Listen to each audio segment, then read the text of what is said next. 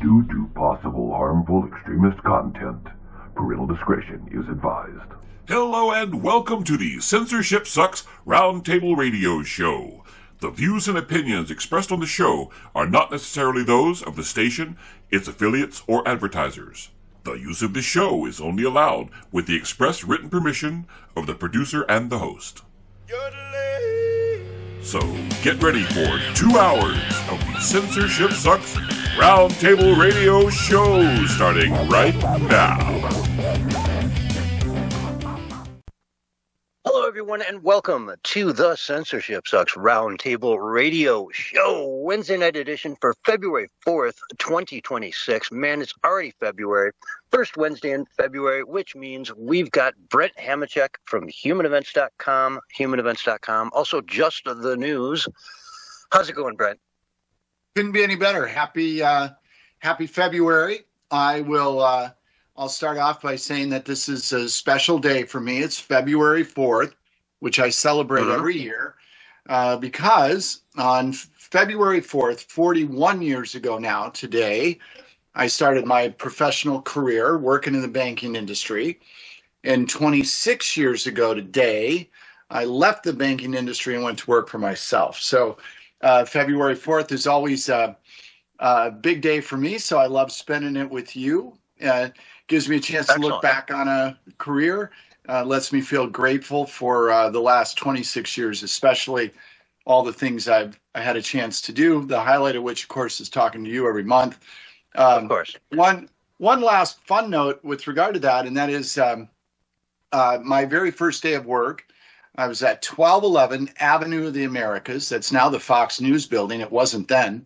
1985.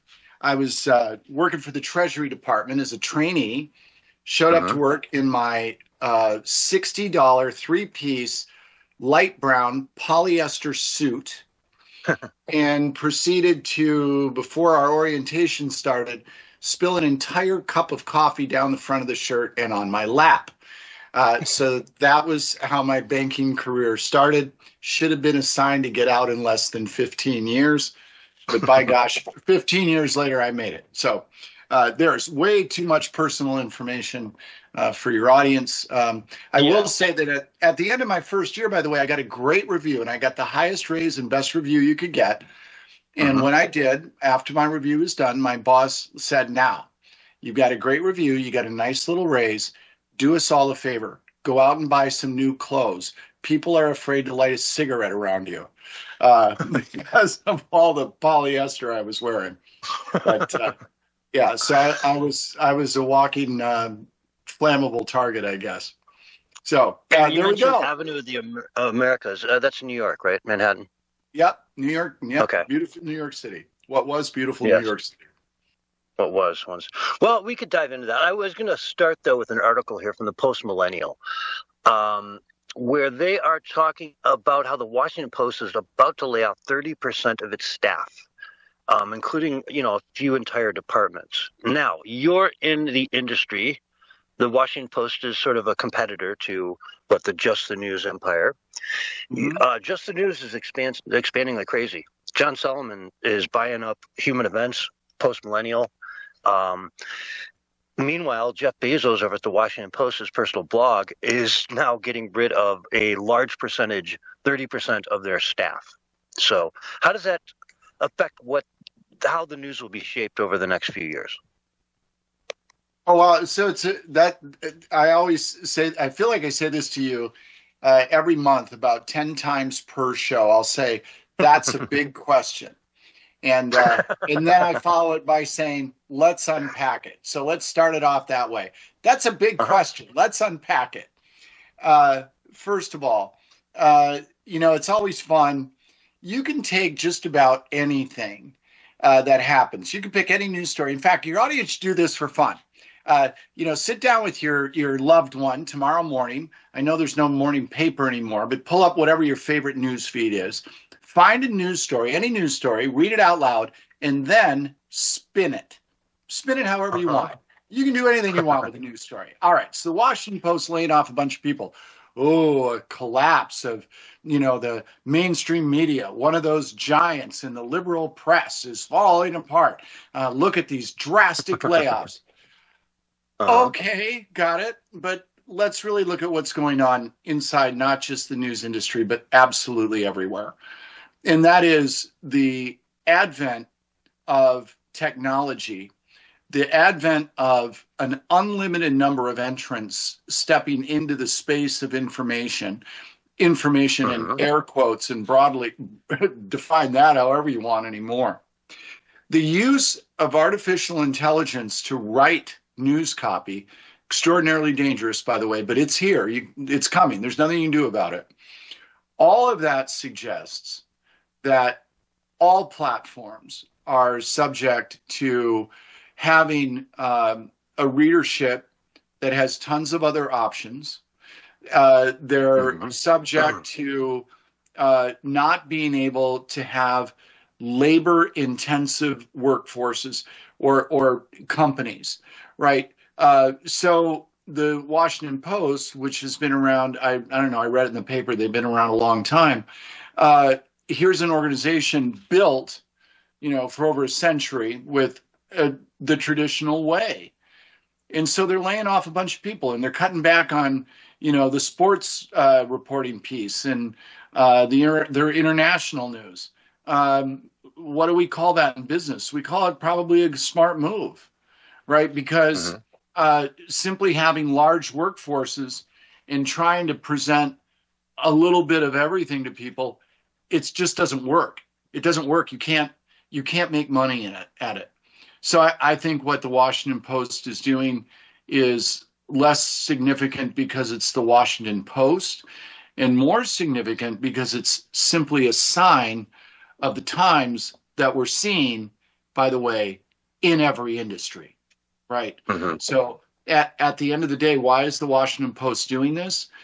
They're doing this because technology is changing the face of journalism, and they have to adapt, or they'll go out of business, or Jeff Bezos will get tired of writing checks to support it, and it will go out of business, right?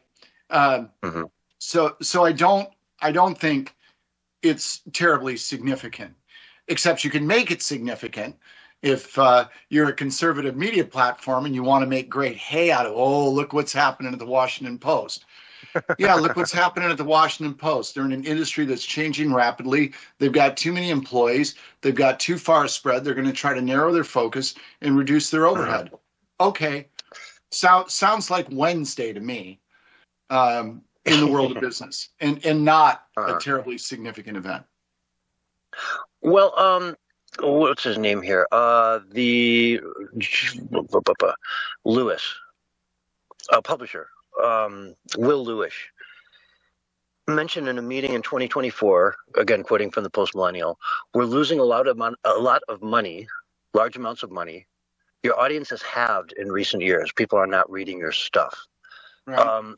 And it just does go to show, to some degree, though, that sites like the Washington Post, I think, have lost some credibility through the years, and like CNN has. It's not quite as, heck, I mean, when CNN first came out, I remember sitting around in college watching the war on TV. What do you guys want to do tonight? You going to watch the war?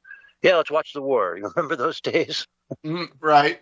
It was kind of a credible news agency. You turned it on and it was this new shiny thing that everyone sort of believed, even though we can now look back at some of that very coverage and, see how obviously fake it was, from today's lens. At the time, it looked real. The guy looked like he was on the balcony getting bombed, but he was in a studio, it turns out, right?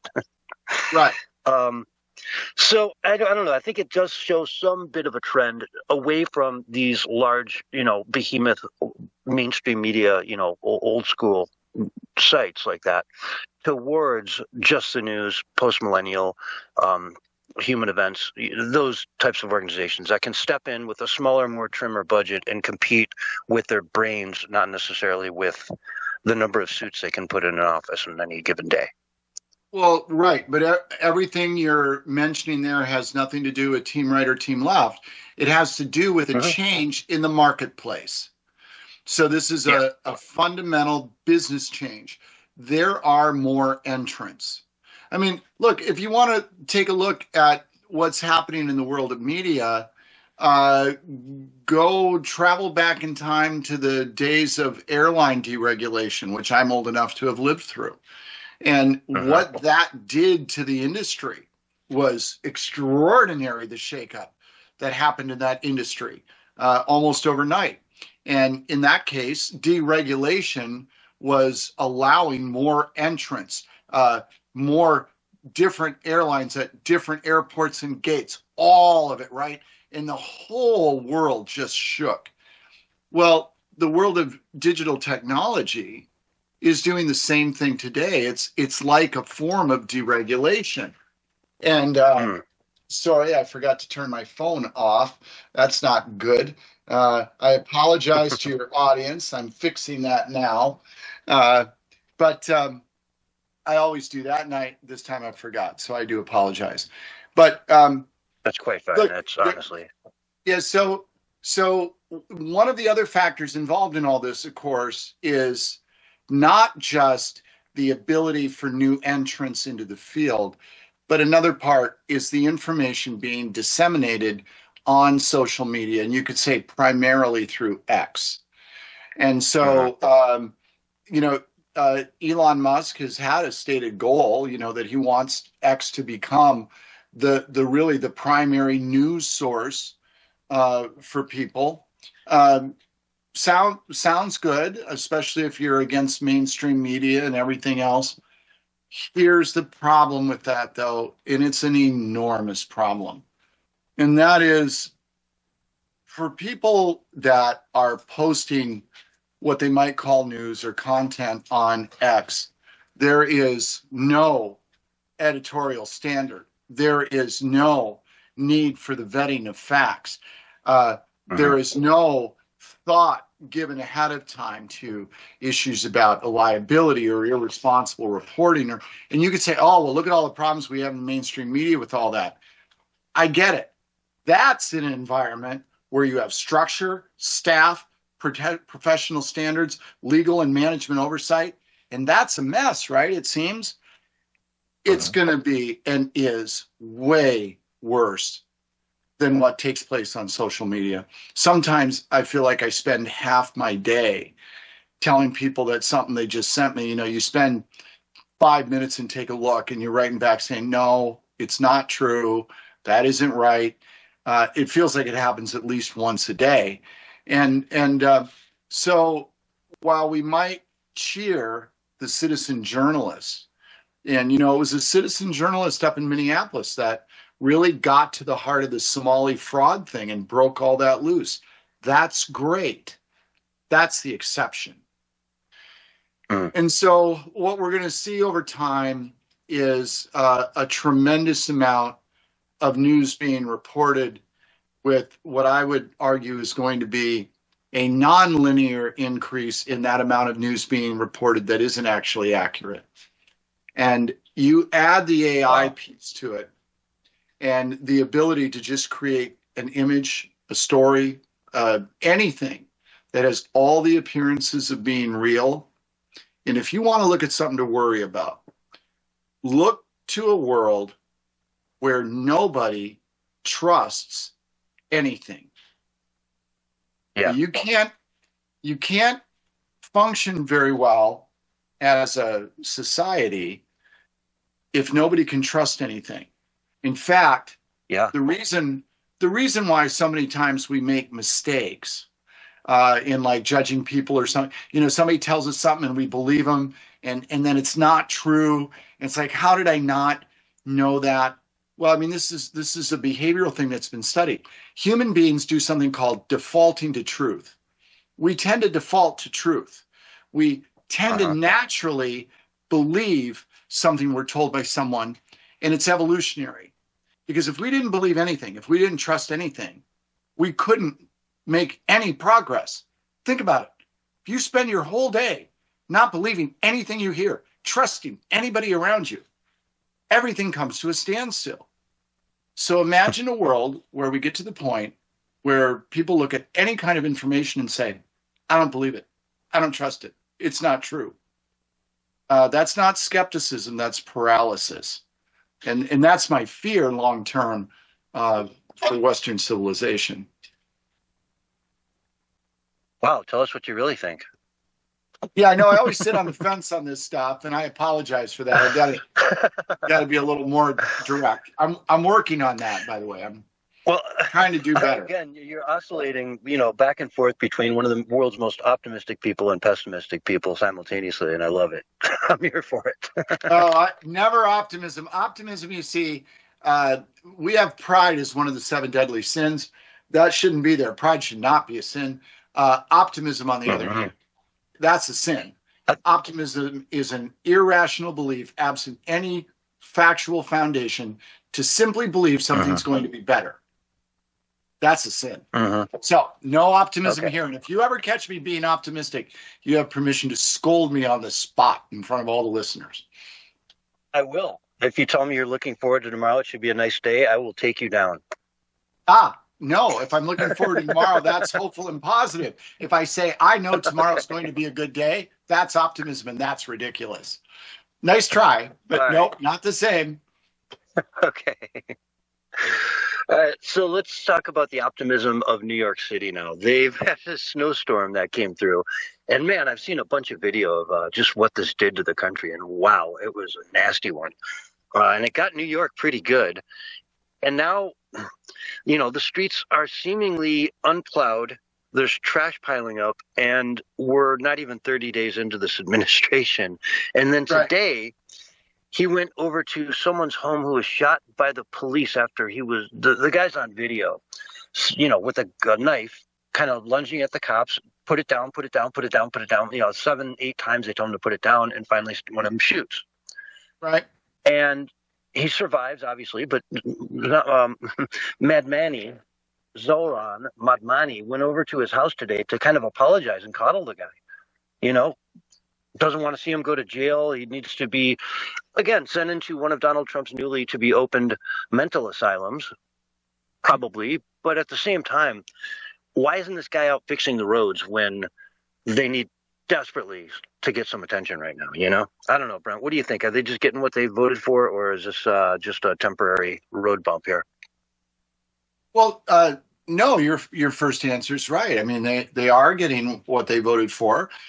Look, there's nothing about Mamdani's politics that are dishonest or hidden or there's nothing secretive.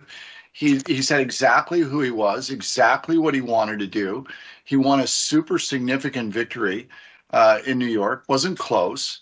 And so this is what the people of New York wanted. Say, well, not all of them wanted it. Okay, not all of anybody has ever wanted anything in any election in history. That's not how the world works. The world works by who shows up to vote and what a majority of them decide, right? So this is what New York wanted, I would say, by definition. This is who he is.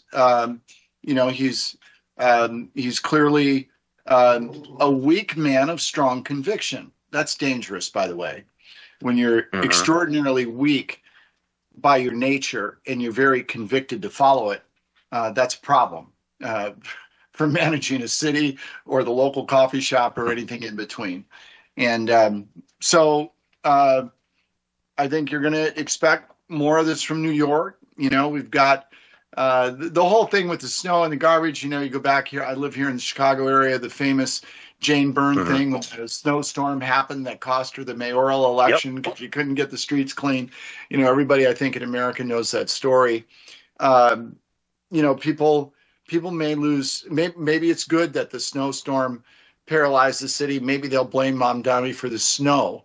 And even though that would be the wrong way to vote him out of office next time, anything they do to vote him out of office would work, whatever the rationale.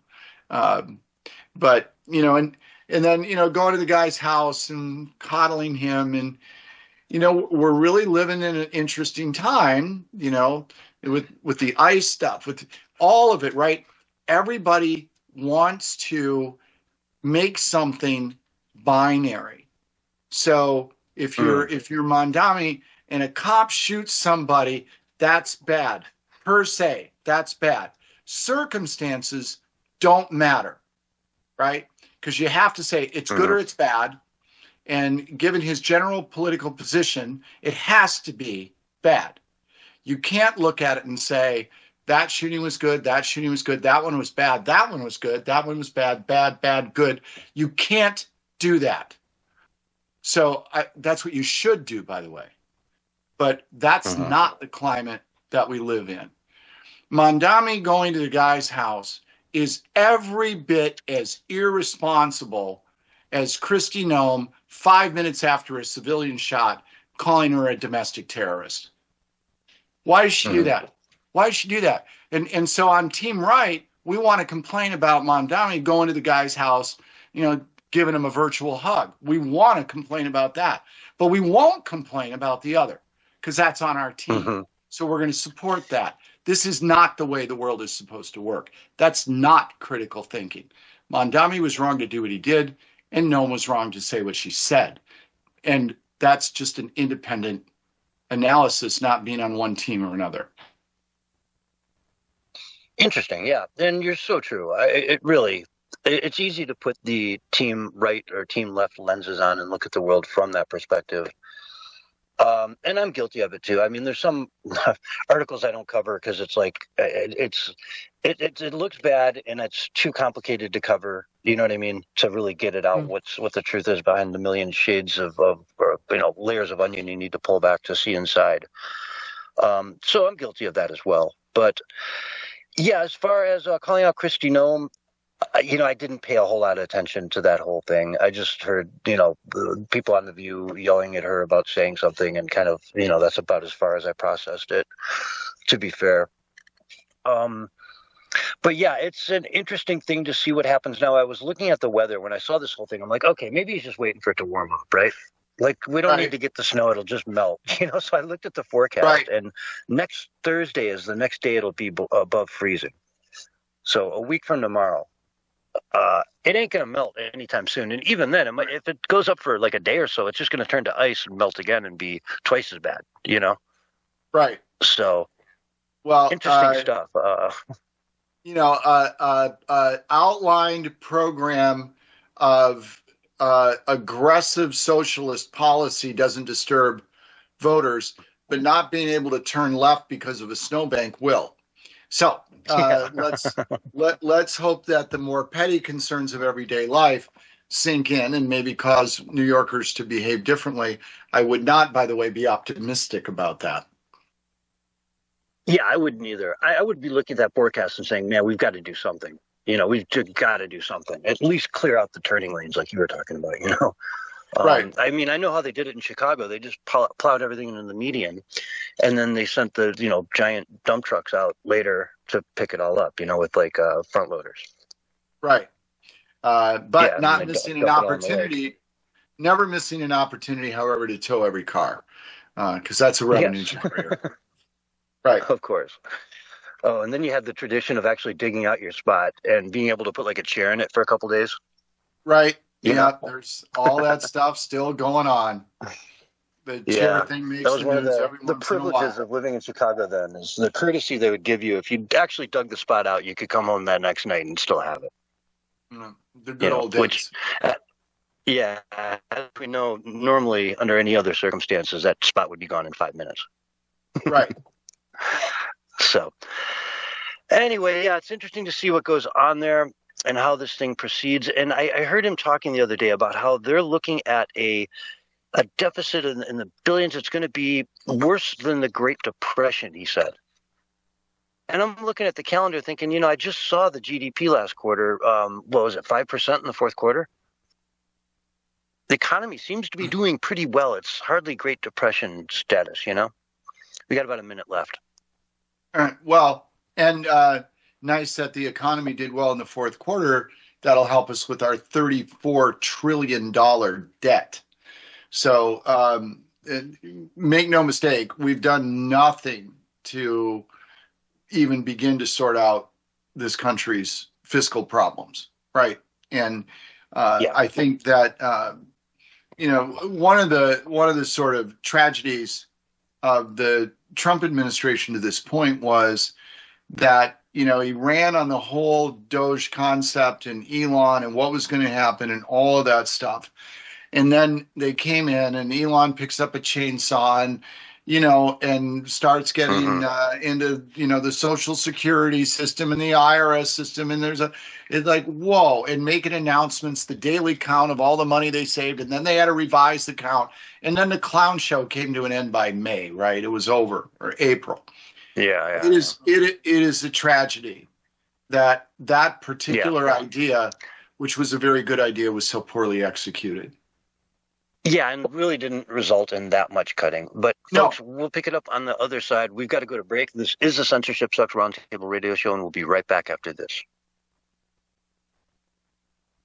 All right, we're on radio break. All right, Brent. Fun stuff. Hey, guys. Yeah. Hey. So, sorry I was so low-key. Low-key? Yeah. No, you know, I'm always just trying to, you know, my thought is just to try to have people have a thought and maybe have a different thought, right? And so it's just about taking a look at stuff. And even though I speak directly and passionately, it's really dispassionate in the sense that I'm just trying to get people to really think about things in a non-reflexive sort of way. And that's the goal. Yeah. You know, I mean, you read my book, right? I mean, you read Dissonantly Speaking in our book, and you know, all of it was, you know, all of it is just about trying to get people to think. And I accidentally said my book because it really is our book, because if it weren't for my Common Ground campus partner, it wouldn't exist, right? And she created the title, the cover, all of it. Yeah, no, you had nothing. When you said our book, I thought you were talking about me. I'm sorry. No, you do stimulate my thought though to help me write. But yeah, good. And I always do refer to it as our book. And when I just said my book, I instantly corrected myself. So. Yeah. Well, Brent, I'm just glad you're not, you know, saying, "Hey, buy my new brain source stuff." You know? Like, yeah, but you know, buy my book. You know, you're the guest tonight. That's great. But you know, I'm glad we don't have to, you know, here buying got these vitamins now, Brent. When you gonna start selling vitamins? Right. Yeah. No. If I was gonna buy a supplement, it would be one to supplement my looks. And I haven't found one of those yet. You know, they wanted me to. I spoke at an event last week. They wanted me to send a headshot. I sent a picture of George Clooney. I thought, you know what? People will find out when I get there. I'll just say, oh yeah, you know, I was younger when that was taken. We were kind of talking a little bit about that before the show. I was like, hey, you know, I wouldn't mind getting like an AI avatar for my stuff.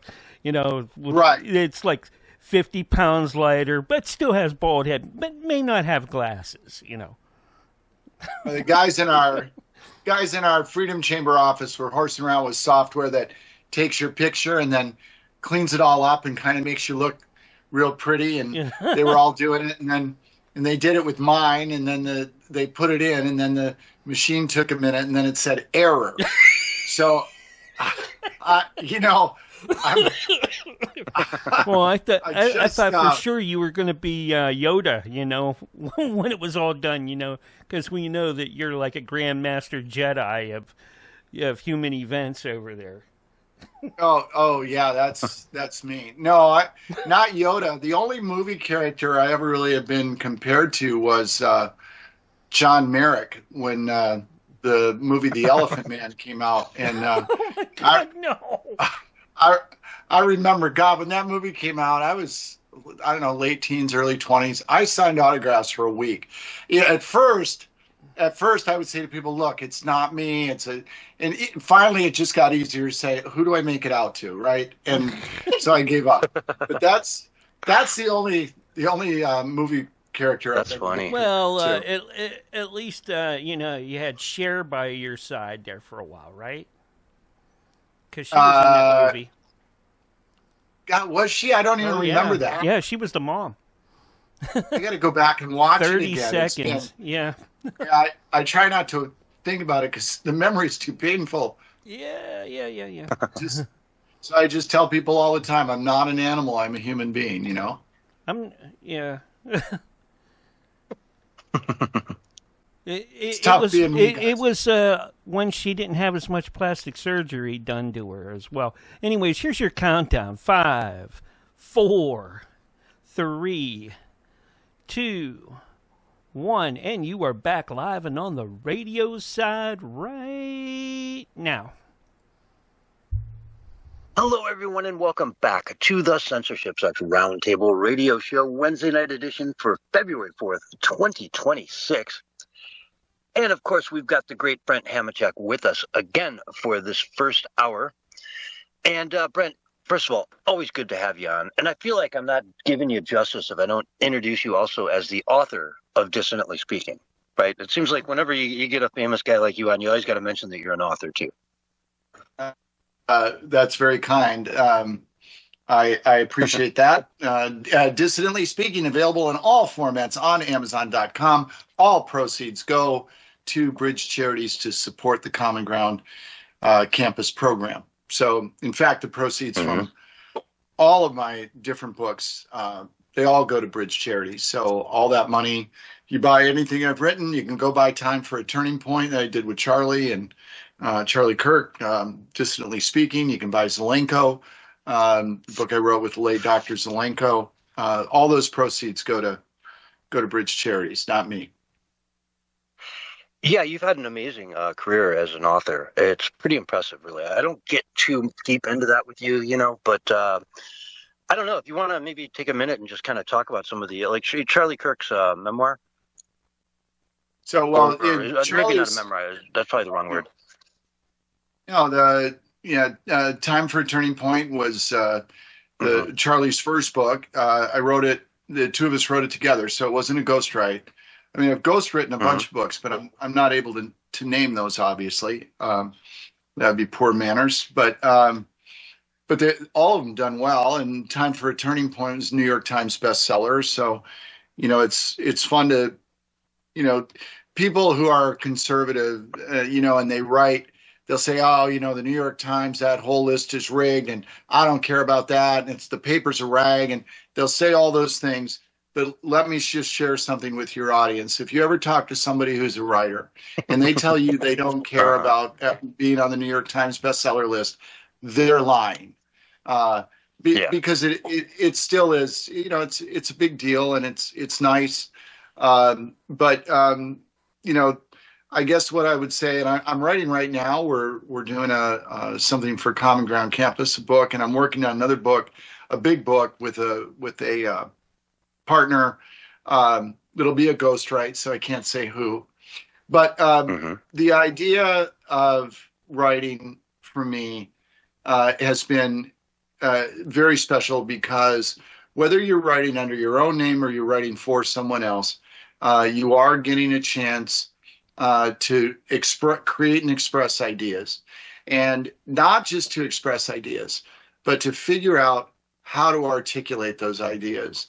And if you're able to do that, if you have the gift, some gift with language, and if words matter to you, when you're given an opportunity to sit down and write books, it's extraordinary. And it's been a great experience for me.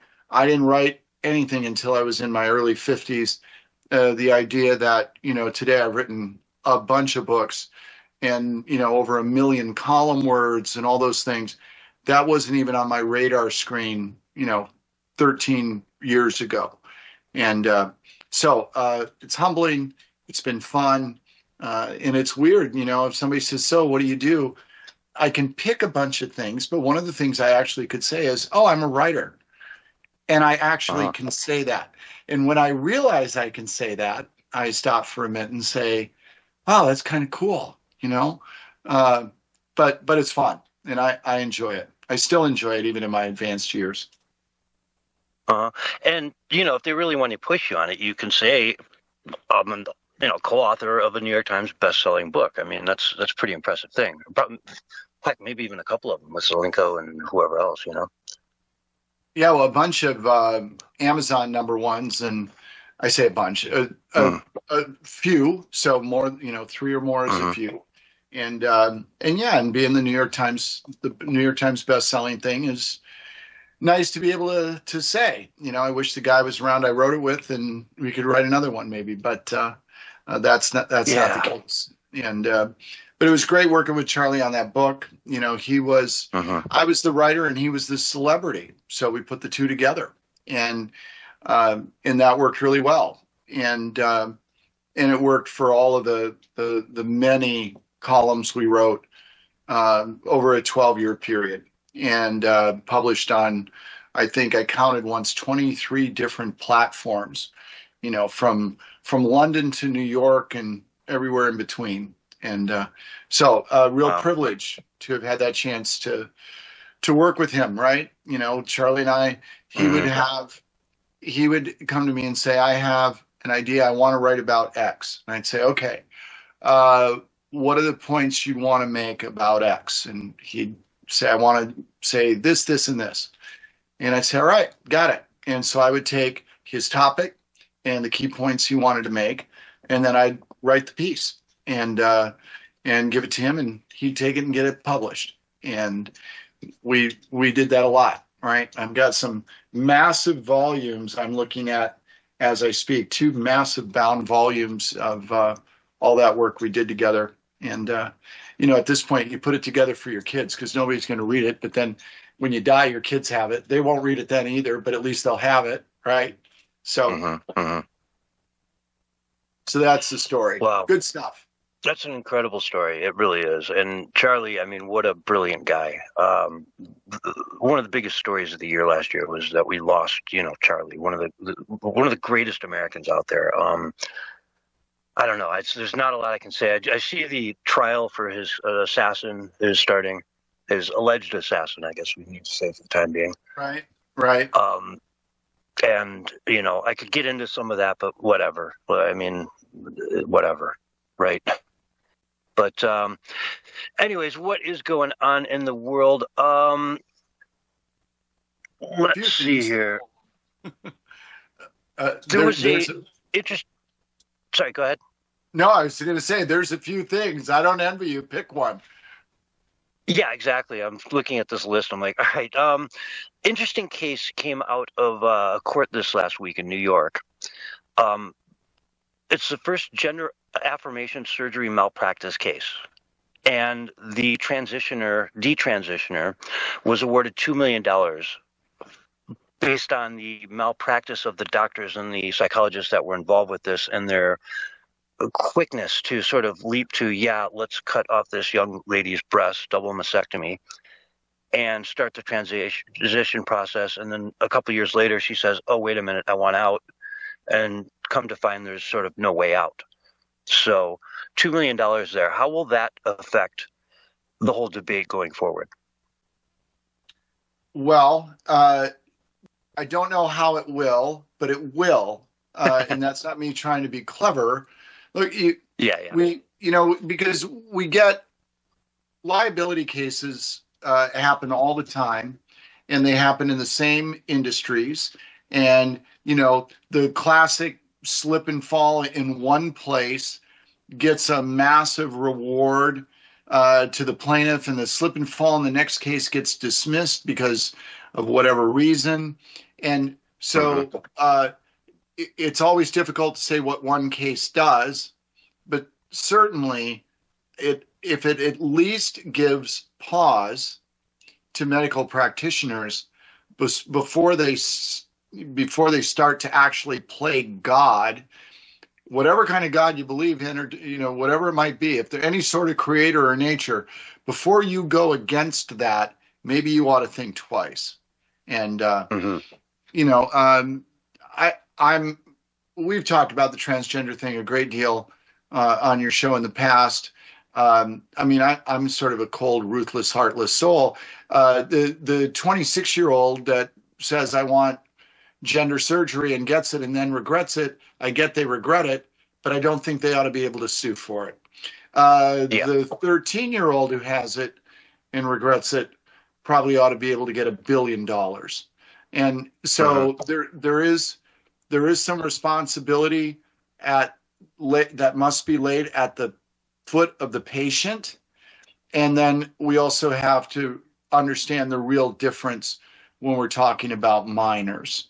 And so I think what you'll find over time is that some of this kind of thing, this kind of case, I think it'll be a little bit like the slip and falls, that the circumstances around the surgery, the person, their mental health, what was done to see if they had gotten the right level of counseling, how clear were they, what, in other words, how wet was the floor really?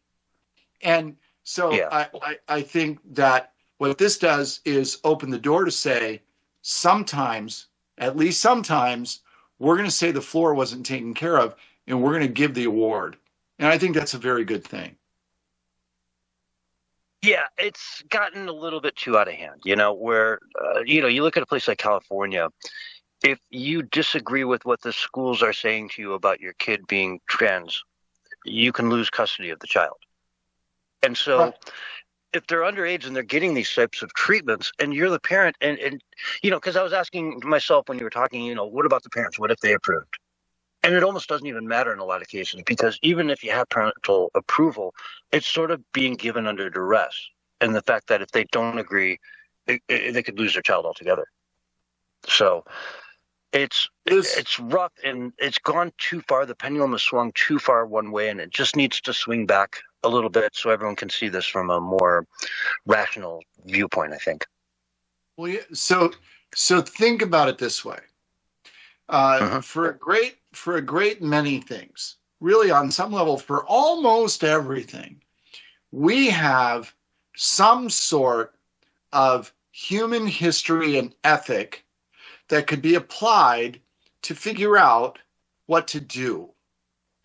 We have no human history with what to do when young human boys are going to be girls, which they can't ever be, right? So right away, a boy's going to be a girl. Well, he can't be. No, but he is. Well, wait, but he can't be. Oh, okay, but he's going to be. And then what do we do about that legally? What does a parent get to say about a boy who says they're a girl and wants to be a girl? Well, the parent says, I don't know what the parent says, because there's no such thing. We have stepped into an area of the human experience with which there is no precedent. Not only that, it is completely and totally, undeniably false. It is. It's false.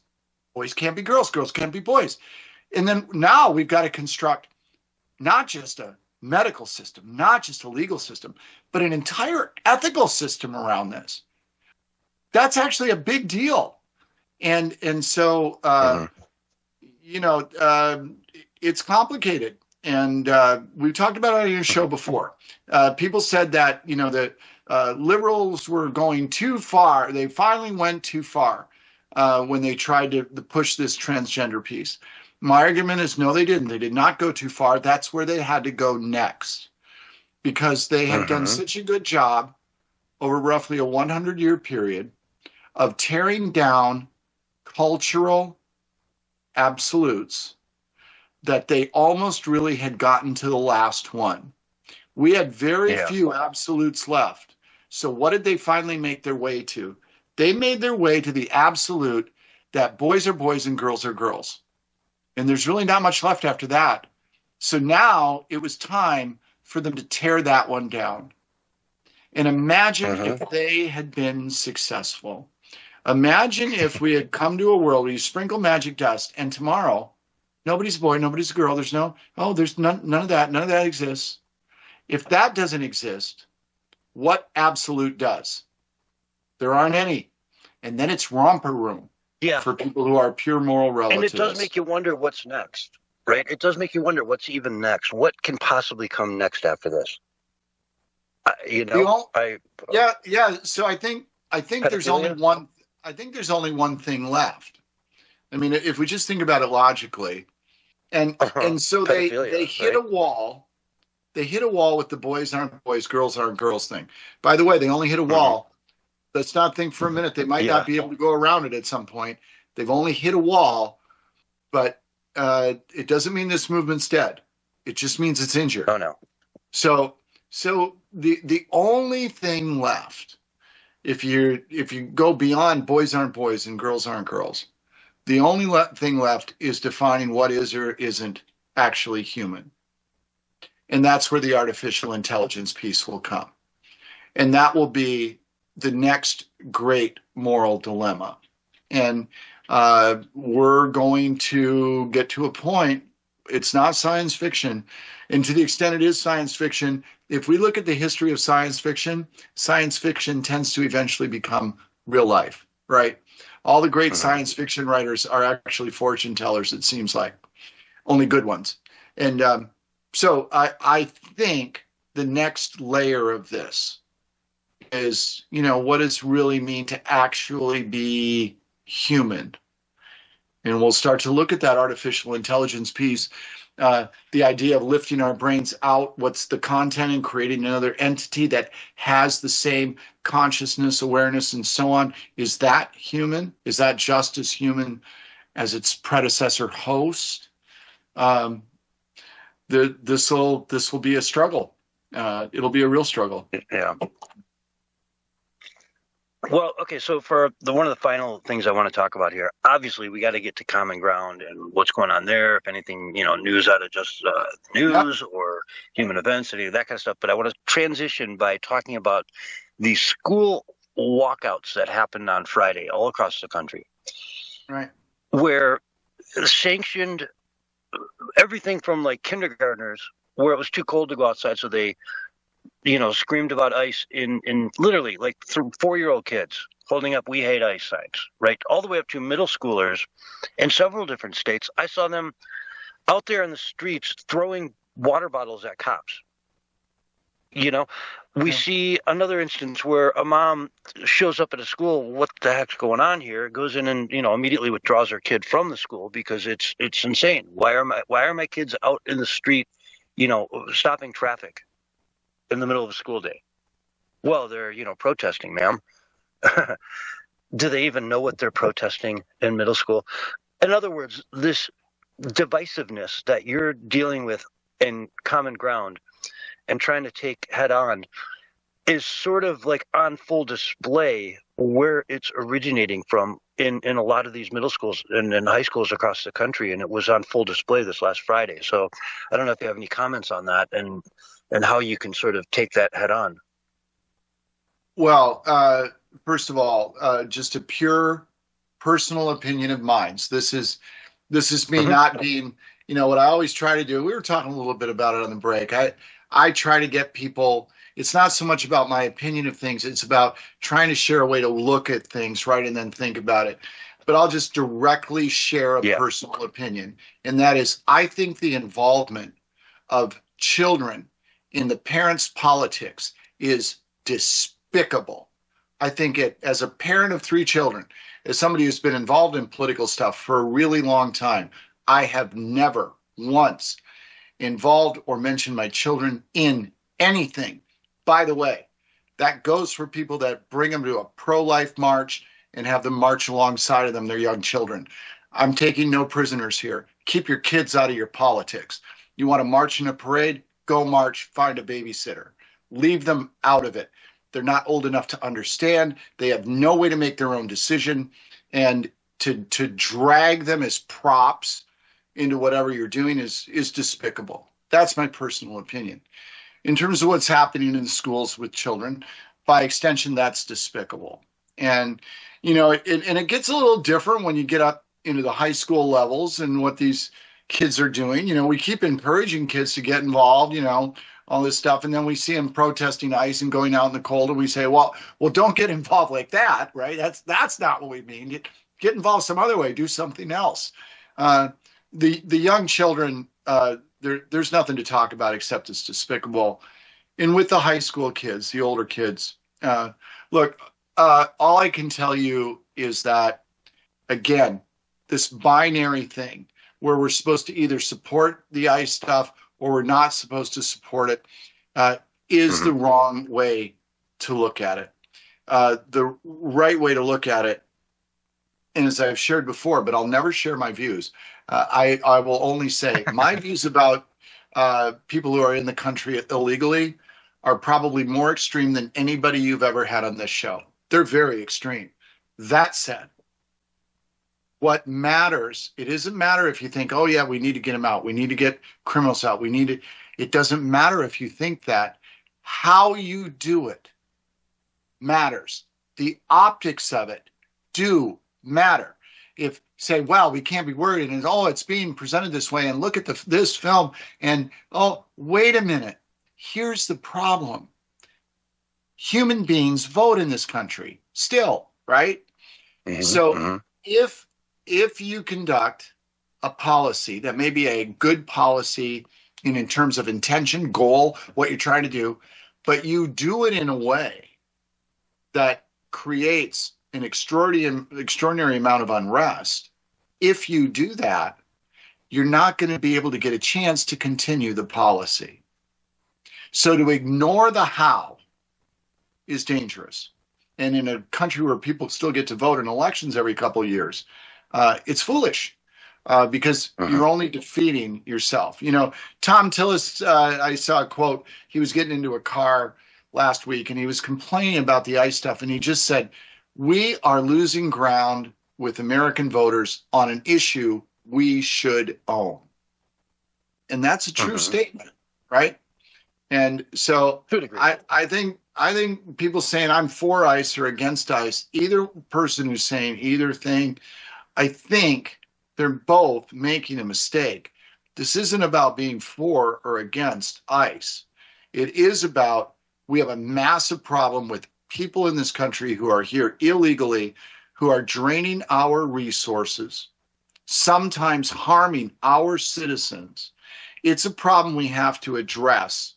And the idea that we're going to be like binary bits of code on this, zeros and ones, anything ICE does is fine, anything ICE does is wrong, that's just ridiculous.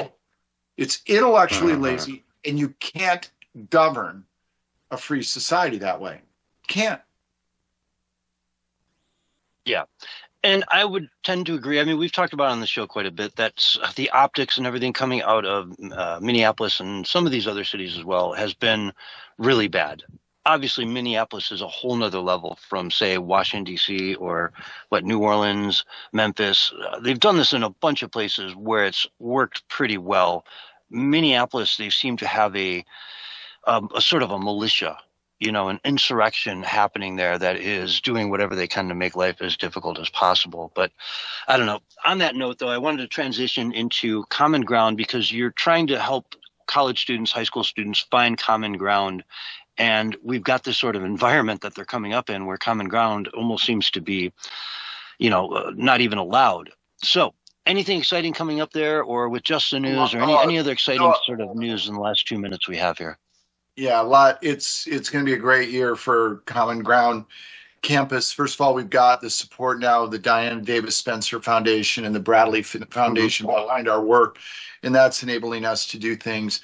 And I say us, it's really my partner. It's really Felissa Blazek and the work she's doing. Right now, she's launched a new initiative where we're working with young high school and college students, training them how to appear and use video technology, express their voice, talk to other students on campus, get their thoughts about things. So we're training them, we're creating video, we're curating that video. It'll be used as part of the 250 tour that's going across the country. Common Ground Campus is going to feature prominently in that tour. That's all Felissa's work. I just kind of do what I'm told. I always say I'm the most wonderful executive personal assistant. But so we've got Bridging the Divide events that we're in talks to get scheduled at some colleges and some high schools where we have the kids up on stage. So we're still working that angle. We have more resources, more support, and more inertia in 2026 than we've ever had. And we started this thing together back in 2021. It was just sort of a loose idea and a dream. Really, it's been her hard work that's made it happen. Go to commongroundcampus.com and take a look. Go to bridgecharities.com and take a look. Donate to us if the spirit moves.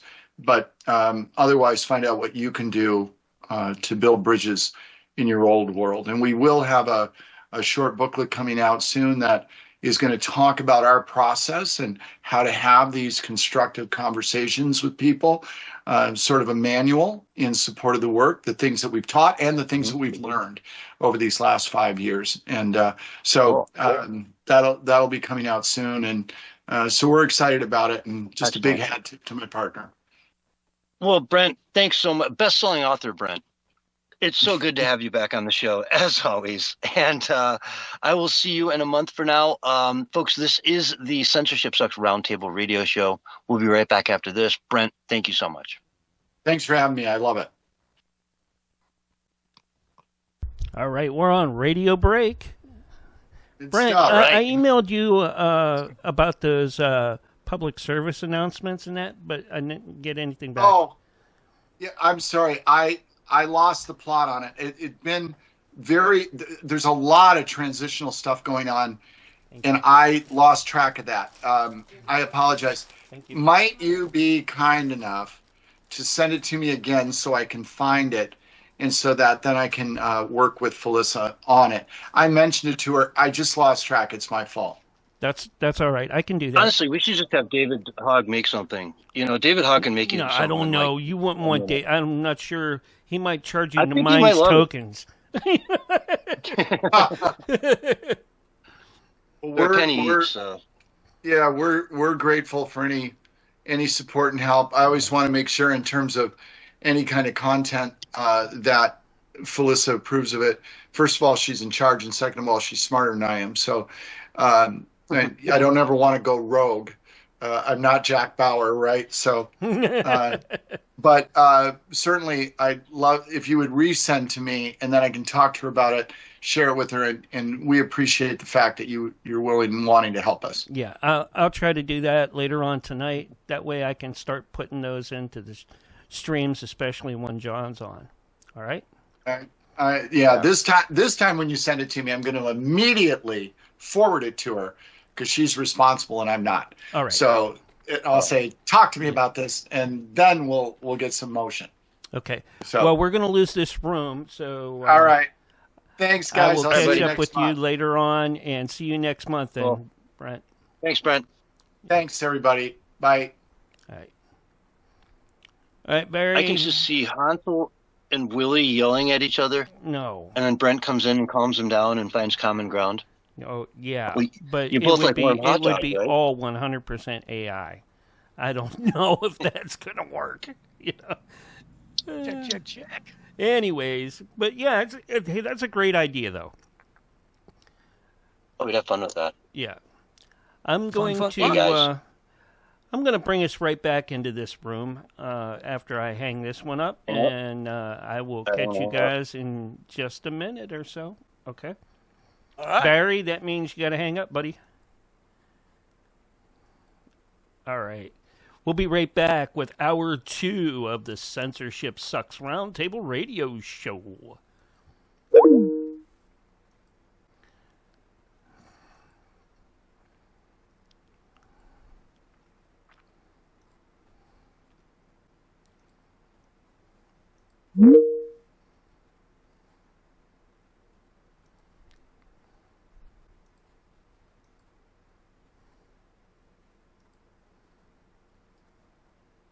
Hold on, folks.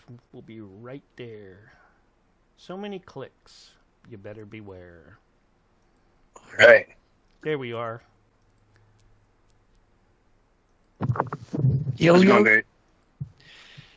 I don't know, man. I'm doing good. I can't work as fast when I'm listening to the show. My computer is not that fast.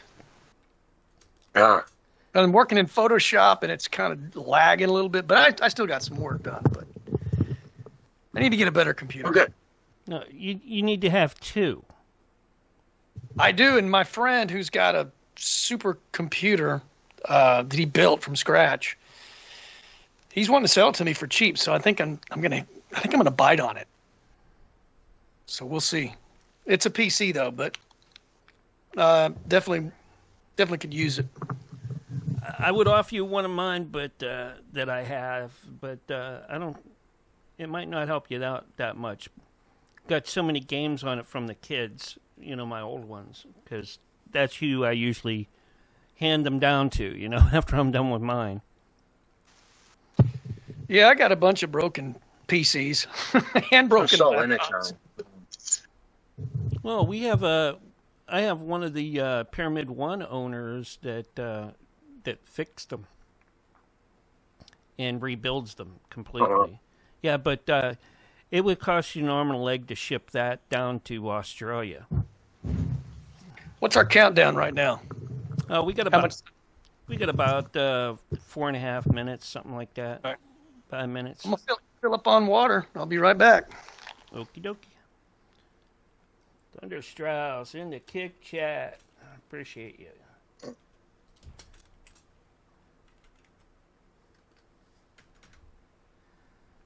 Welcome in, folks. Hour 2 of the Censorship Sucks Roundtable Radio Show will be coming up here in just a few minutes. We're on radio break right now. Don't you go anywhere, you silly fool. Oh, if David Hogg was here, he'd give you a hard time about the vocal fry.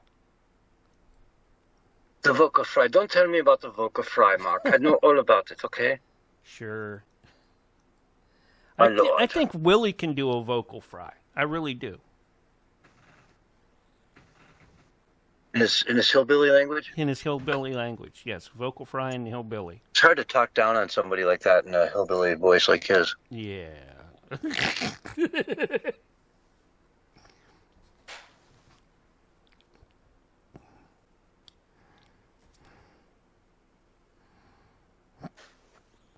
So, Vocal fry. have you guys caught any of the encores with me putting the video portions into the encores? No, I can't say I have.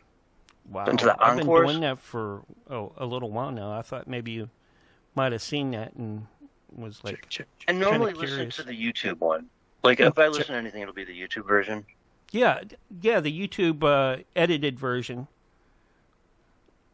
I Where get it has- the live one, because it's, like, available right on the spot. You know what I mean? Like, it's available immediately. Oh yeah. The other one usually takes a couple hours after I'm done with everything and upload it. But the nice thing about doing it that way, I don't have it. It doesn't go through the copyright crap, because I don't have to deal with that then.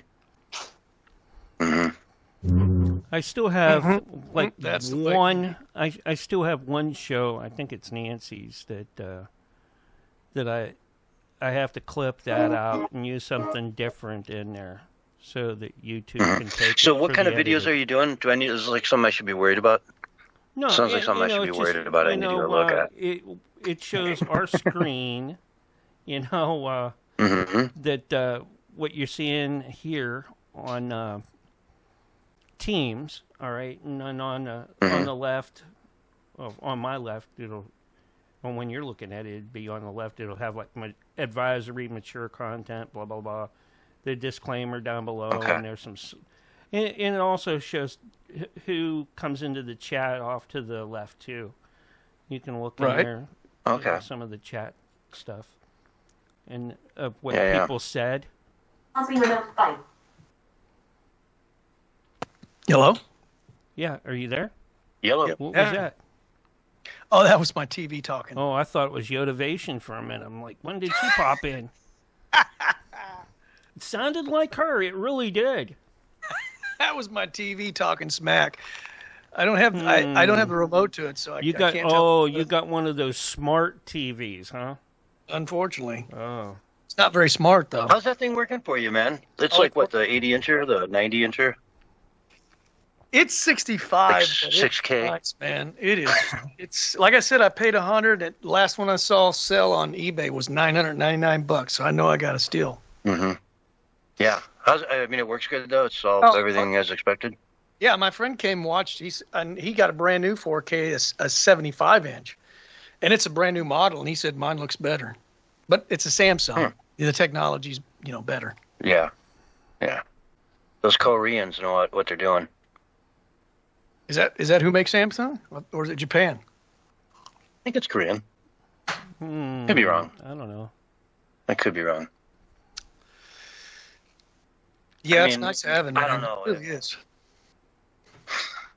All right, I'm gonna get us in here. I know what they look like. I'm gonna fade our last song out for the They're break. like short Asian people. They're kind of like right in. 5'4". No, it's gonna be probably you're live. No, it would be like that. All right, Dark here we skin. go.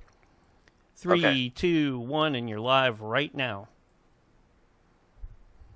Hello, everyone, and welcome to Hour 2 of the Censorship Sucks Roundtable Radio Show. Tonight we've got on the mic Bullhorn Barry. What's going on, Barry? Not much, man. Just listening to the show, enjoying it, and ready for the second hour, man. As usual. Are you there? You know what, man? Yeah, I am. You know what? Yeah. Talk to me. There's a war on for your mind. I knew that was right coming. now. There's a war on for your mind, Barry. It's an information war, and you are in the center of it. Well, I'll tell you what, man. I'm ready. All right. I mastered just recently. I mastered the Alex Jones voice because he got laryngitis and it's never come back to the way it was, say, a month ago. I can't do it right off the top of my head, but I got it down, man. I'm telling you, he's got this new laryngitis rough voice, and it's a little bit easier to impersonate. Interesting. And you got it nailed. I think so, man. Right? I really do. But you think so? All right, but we can't hear it. But we can't hear it now. Yeah, come on. Try to sell us your brain force supplements. I kind of have to hear it, you know. I can do it. I can do it. It doesn't sound like you can, Barry. It sounds like you say you can do it, but I'm not hearing it. That's all I'm saying. All right, man. Well, I'll break it out sometime during the hour. Oh, okay. Folks, stay tuned. Stay tuned. Do not go anywhere. Tonight is going to be a rip-a-roaring show. We're covering all kinds of crazy stuff. And at some point, Barry's going to bust out his impersonation of Alex Jones. He can do it at will, just not right now. I'm not skeptical at all, Barry. I'm not saying I'm skeptical. I'm just saying you're going to do this. When you do it, you're going to nail it because you're going to be ready. You're going to be in your head, not mine. I'm going to be inside Alex's head. I don't know if I want to go there, though. It's a crazy place, man. That's a pretty dangerous place to go, man, because, that's staring into the abyss a little bit. But lately, he's been really positive, man, and a lot of the things that he said is going to come to pass. It's starting to come to pass. And I mean in a good way, like eventually we're going to turn the tide. Eventually we're going to, put these globalists and these radical, lunatic, nefarious powers, send them back to the rocks from which they crawled out from under. So, folks, stay tuned. Get ready. At some point, it's going to happen. That might have even been it. That might have been it right there. That might have been his impersonation of Alex Jones. We don't know. We're going to find out at the end of the hour, so stay tuned at the edge of your seat. Now, let's dive into the first story I want to cover here, which is kind of a crazy one. Kidnappers of Savannah Guthrie's mom allegedly want millions in Bitcoin ransom as the case develops. So, I mean, this is a new thing that's come out here today, I guess, where they found a note and they want millions of dollars to let Savannah Guthrie's mom free. She was, of course, abducted Saturday night in Tucson or surrounding area. And was, the next morning when she didn't show up for church, the alarm bells went off, people went looking for her, and now she's missing. It's a gut-wrenching situation for the family, and I certainly hope this all works out for the best. But apparently her, brother-in-law or something is a prime suspect in this, Barry? Well, I mean, I think that there's it's usually somebody connected to the person in some way, as a general rule. So, I mean, that kind of makes sense. But I haven't heard a lot about the situation. I just saw it today. Actually, last night I was at a place called Ollie's. You may have it in your area as well. And some elderly lady was telling me about the story. I hadn't even heard about it, which is weird because usually those kind of stories don't slip by me. But, yeah, she was telling me all about it. And, She was kind of awake, about a few things. Not a lot of things, but I hopefully dropped a few truth bombs on her that she hadn't heard before. Yeah. Well, good, man. That's what you're here to do. That's why you were placed on this planet, Dave. I hope so. I've spent a lot of time doing it, so hopefully I'm on the right path. Yeah. Just handing out those red pills. Not the black ones, though. Never the black. The red. Not the black nor the white. Red pill is like the tempered pill. That's the one you want to take that's based in reality, but yet there's still hope and optimism. Mm-hmm. It is. And it's a beautiful thing. But yeah, this is a crazy story. If it tracks down to a relative, what are they, like, jealous of her wealth? They see her show up at Thanksgiving and they're like, man, I can barely make ends meet. My car's about to, crash out, and she's asking me how I'm doing. Staying at the, Four Seasons, spending $5,000 a night on a hotel, and, thanks for dinner. It was delicious, trust me. But, I don't know. You could see it. That sort of resentment. It's something that drives people to do crazy things. And then, they get that sort of feeling like, well, she won't really ever be in danger. There's really no danger here. It's just, I don't know. And then, God forbid, it just all goes south and they end up dead, Tragic. I hope this works out well, though. I really do. I just no don't ill think will they can towards, get away with it, Can they get away with it in this time and day? I mean, doing something like that is extremely risky because you're going to get caught. Mm-hmm. Eventually, you're going to get caught. Man. Yeah. I mean, especially a prominent figure. You know what I'm saying? Yeah. I just don't see the logic behind it. Yeah, you think the FBI is not going to let this go. You know what I mean? They want to look good here. This is a very, very public case, and they want to come out looking good and being the heroes. And to get away with something like this, what do you got to do? I mean, you'd have to be, like, in a neutral country already. You know what I mean? The first thing you do is flew her to Guatemala or someplace that doesn't have an extradition, and, hope to get paid and say, okay, she's down here at the airport, go pick her up. Mm-hmm. Yeah, I don't even know. Like, it's tough. Maybe they've seen one too many movies, because in a lot of the movies, they kind of glorify this stuff and, kind of make it to where maybe the guy could get away with it. But most of the time, and sometimes they do, but it's rare. It's very rare that they get away with this kind of things. Oh, yeah. I mean, even if you're down in, like, say, Paraguay, where I don't know what the laws are, but hypothetically, let's say you're safe, you got the money. SEAL Team 6 shows up, says, hey, let's get in the car. You get in the car, you get in a jet fighter, and suddenly you're back in America. And they're like, oh, look who we captured in Miami. It's like, oh, you thought you were safe? You know what it reminds me of? Like the movies, and these were like more like in the 90s and the 80s than now. But remember the movies where there would always be a hostage situation, right? And some guy would have somebody, a whole group of people, 20, 30 people hostage in some, I don't know, a bank or somewhere or a department store. And there is no way out for that guy. You know what I'm saying? There is no way. It's like, I want a helicopter and I want to be able to fly. Like you're going to fly out safely because they'll just follow you. Yeah, I mean, there's literally no escape in a scenario like that. So I don't even know, like, what's so entertaining about a movie like that. You know what I'm saying? Because it's so unrealistic. He's going to end up dying if he doesn't surrender to the people. Yeah, I remember, like, A Dog Day Afternoon. I don't know if you remember that movie. Where they robbed the bank and they went the helicopter and all that stuff and the bus. And, it was plausible maybe in 1970 to get away with something like that. But today, it's no way. It's just a whole different world, They've got autopilots and everything. But I don't know.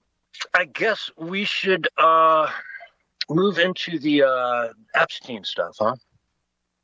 We might as well. It seems like the drop has dropped, at least the first one. And to listen to, like, Chuck Schumer, this is all like Trump is guilty. I mean, he said he's going to sue, what's his name, who hosted the award show the other night in Hollywood. The guy comes out on stage, Trevor Noah, and says, Trump went there, he raped kids, he did all these things, and said it, like, factually. Like, he had the facts that this is all in there or something. Yeah. And Trump's like, man, I'm going to sue the life out of you. Are you stupid? You said that during a major, Hollywood award show in front of the world. Yeah. Granted, a very small, dwindling audience, but still. 30, 40 years ago, that would have been massive. That would have been earth-shattering that somebody would say something about a sitting president. Well, to quickly answer today, not so much. Man, quickly answer your question. Yes, they are stupid. Okay, it was rhetorical. I mean, but come on. I mean, he's sued a couple of people already for millions of dollars, right? For misrepresenting who Trump is or misrepresenting what he said or what have you. And the dude has plenty of money to sue people. He's sitting on a few $1 billion, they say now. So, not smart, not wise, but these people are not smart. They're not wise. They really aren't, man. They are reckless. The majority of the people on the left, the extreme far left, especially in Hollywood and people in the spotlight, they are absolutely reckless. Yep. And also in the Epstein files, we had, Bill Gates. There were apparently some Russian prostitutes involved. An STD got in there somewhere, and copious amounts of penicillin. I don't know. Do I have that right, Barry? Yeah, pretty much. I think you're spot on. Well, I mean, Melania even. What's her name? Not Melania. Melanie. What's her name? Melania Gates. Melinda Gates. Yeah. Melinda. Yeah. She responded. Did I say Melania? I think I said Melania. Jeez. Oh, I did say Melania. Melania. Never. Yeah. Hopefully she didn't have to deal with that. Anyway, Melinda responded to it, and she said, thankfully she doesn't have to deal with that kind of stuff anymore. But I don't know that I trust her, man. I think she kind of knew. I mean, how are you married to a guy like Bill Gates and not kind of think he's a monster already before all the Epstein stuff? Yeah, but it's the monstrous stuff you can look past, like putting viruses out there and, monopolizing stuff. It's like all kind of business tycoon sort of monstrosities. Whereas this gets into, underage chicks and, rampant cheating. Can't wait to go see my buddy so I can cheat on my wife again kind of stuff. Honey, I'm going away for a week on business. Whatever. You know what I mean? The humiliation of it all. And then again, how many STDs did she end up with? Well, allegedly, he wanted to give her some antibiotics secretly against her knowledge so that she wouldn't find out about it. Because, if they did get intimate and he had an STD and he wasn't wearing protection, that might be a problem for her. Yeah. And of course, if he denies her, that's a problem too, because she's like, all right, what's going on? Yeah. You're a dude, no dude ever. How did I get DD? How did that happen? I've only been with you. Yeah. It's, at that level though, it's funny. We were talking about this Sunday night. Like, can't you just get your own medicine, Bill Gates? Right? Like, don't you have a million people on staff you could ask the same question to instead of going to Jeffrey Epstein? Well, he probably didn't want any questions being asked.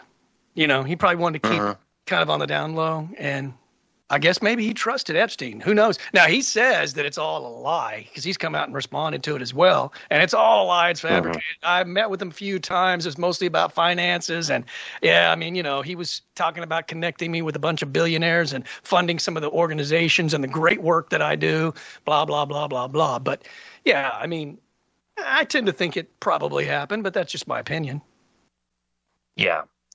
Let's see. Bill and Hillary Clinton are going to be testifying in the next week or two against their lawyers, attorneys, I'm sure, against everyone's better judgment. They're going to go into the House or the Senate and testify under oath about their involvement in all this stuff and answer some tough questions. It won't be open, but it will be under oath. It will be a sworn deposition. And that should be interesting just to see if that goes anywhere because they're so guilty. Bill is Hillary's going to sit there and just be pissed. But Bill's guilty. He's shaking in his boots because he was there for a lot of this stuff. Him and Epstein were literally like best friends. Yeah. And I think it's going to be the kind of questions that are asked. That's going to be, kind of whatever truth we get to will be based on how bold the questions are and then what their responses are. Are they going to take the Fifth Amendment or are they going to actually respond to the really tough questions? Yeah. He had him in the White House dozens of times. He'd been to his island dozens of times, flown all over the world with the guy. Yeah. They did a big trip to Africa, on and on and on and on and on. They knew each other very, very well. And heck, he even had a picture of Bill Clinton custom painted for his office of him in a blue dress. Of Bill Clinton in a blue dress. Mm-hmm. Right? You've seen that. Oh, yeah, of course. Another one of George Bush playing with an airplane in front of 2 Jenga towers. Yeah, all came tumbling down. So all kinds of crazy stuff, and I think a lot of people are guilty in this. I really hope we see something happen to it. Something goes somewhere. This stuff is just some of the biggest people in the world doing nasty, nasty stuff. Well, hey, I'll just bring up the point. I mean, I said on this show, the documents are out there. They have not disappeared because it's blackmail material. So the people that, do blackmail still have it. It may be deleted here and there, but it's out there. And that's exactly what we had, or they had it all along, which is what I said. And then then they released it because it just materialized right out of nowhere. All of a sudden we've got millions of documents. But I said on this show, mark my words, it's out there and eventually it's coming out. And this is the first drop. That's only like half of it, right? And Trump is pushing for the grand jury documents now. So we'll have even another drop after this one. I mean, I feel like this is a strategic drop. This is not even the worst of the worst of the worst. And we're talking some crazy stuff and some conspiratorial stuff as well. Like that one I was talking to you before the show about the guy at the prison. There was a Reddit guy that made a post and he was saying that he saw Jeffrey Epstein get wheeled out in a wheelchair with handcuffs the day before he was suicided, and a van picked him up and took him away. It turns out that person was subpoenaed, and it goes back to an actual guard that works at the prison there. His name is what is his name? Roberto. I don't know if I can even pronounce his last name, but essentially what it said though was this is what was on the Reddit, and they subpoenaed him, and then they traced it back to this guy that actually works in the cell at New York City. And it said after 4:15, they took him medical in a wheelchair front cuffed. Next thing we know, a trip van shows up. We do not do releases on the weekend. So that happened on a weekend, and they don't do releases. So basically he's saying there was a switcheroo, that they put somebody else in there, which is what the conspiracy theorists said, that Jeffrey Epstein is actually still alive. That was somebody else. Yeah. Remember all the pictures that came out, certain things like his ears, and it didn't match. So maybe, and I'm going conspiratorial here for a second. Okay, maybe that's what happened, because this testimony, it's either really this guy, Roberto, something I can't pronounce his last name, because they did tie it back to him, but that doesn't mean that he said it, because somebody could have hacked his account, or maybe someone who had access to his account said it. Do you see what I'm saying? So there's a lot of what ifs. If you use like what we talk about all the time, Occam's razor, it probably is something he actually said. It's in the subpoena. Yeah. Wild stuff, man. And again, there were so many questions. His body getting rolled out of there, all the pictures of his ears, they don't match. Is this really the same guy? I've seen so many memes where you read through all the, history of Antarctica, and then you get to the bottom of it and it says, oh, and by the way, Jeffrey Epstein didn't kill himself. Yeah. Well, and there's that video at Epstein Island that was taken after his death of somebody that looked exactly like him. Of course, it was from a drone shot or a helicopter shot, some kind of aerial shot. So it was not clear, but it's certainly, man, I mean, kind of looked like him. And with that kind of money and that kind of power, it's not impossible to think that you get an out. Well, who took him out? Was it the good guys or the bad guys? That's the question. Was it the deep state, or was it somebody that's a white hat? And does it even matter rather than who's in control now? Right? He might have been saved under bad intentions, but then the right people get in power, find out about it, and say, okay, now we're going to turn this around. He was ready to flip anyway, right? So, yeah. And if anything, that's the contention of this, is that he was apparently ready to flip soon. So that's exactly what I heard. Yeah, I think that's in the drop. Yeah. So if he was going to flip, then they wanted him out. So, you got to make everyone think he's dead so he can actually have time to learn everything this guy has to tell us, because he's a target. He's a dead man walking the minute word gets out that he's spilling the beans. Yeah. So Crazy stuff. We'll find out, I guess, sooner or later at some point in time whether it's conspiracy or conspiracy fact. exactly, time will tell, folks. It's hard to tell what's going on with all this stuff, the smoke and mirrors, the deep state working at lightning speed to put the message out that they want out, to make us cover what they want us to cover. Mm-hmm. Yeah. To control the narrative. But we fight it. We fight it, and we fight it as best we can here at the Censorship Sucks Roundtable Radio Show. We got to go to break. We'll be right back after this. Awesome job, guys. Thank you. Did we get anybody talking some talk in the chat rooms? That one should have got some talk. Oh, yeah. You know how people like to talk conspiracy these days. Who's that? Especially when they're possibly true. Who? Just people in the rooms. The kick room, the beam room. I don't know. Oh yeah. I mean, you start talking about Jeffrey Epstein's earlobes, and you're going to get some comments. Yeah. I mean, it sounds loony, but now we have some concrete evidence that could be possibly true. And it does make sense.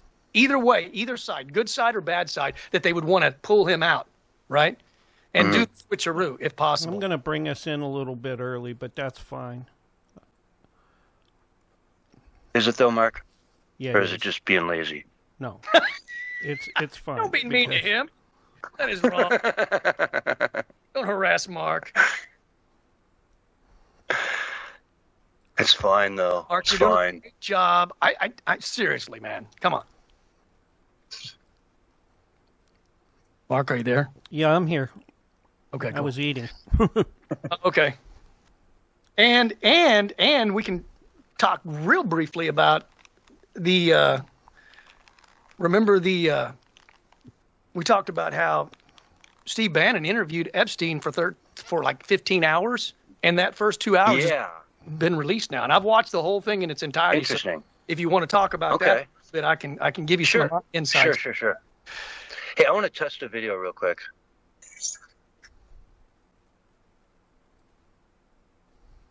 Okay. Yeah, it's having issues. I need to...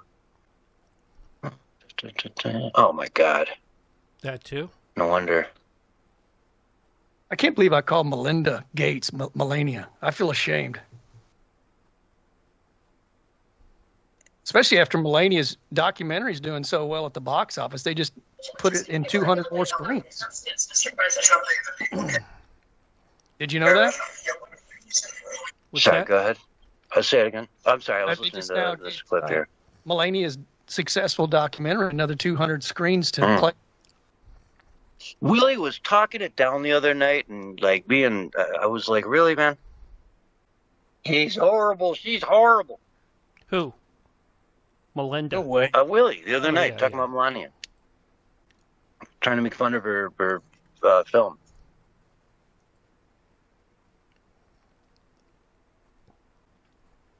I think his girlfriend's kind of liberal, and she's putting some seeds in his head there. Could be. He came on a couple weeks ago, but I don't know, talking about some article from like Vanity Fair or something, and how it was saying, I'm like, Willie, it's Vanity Fair, man. He's probably just being a little black-pilled. You know what I'm saying? It's happening to a lot of people because everybody wants I'm sorry, I had him on Debbie's show. All right, he got around those. He got around those celebrities and movie producer people, and maybe it rubbed off on him. I'm sorry, that's probably on me. Well, he thinks he needs representation now, which is really scary. So I don't know who planted that in his head, but no, he does not need representation. He's got soul for that. It's what I call chronic and institutional disappointment and despair. That's what it is when you start to go black-pilled. Everything is just like, this is what's happened for the last 4 decades, so that's what's going to continue to happen forever.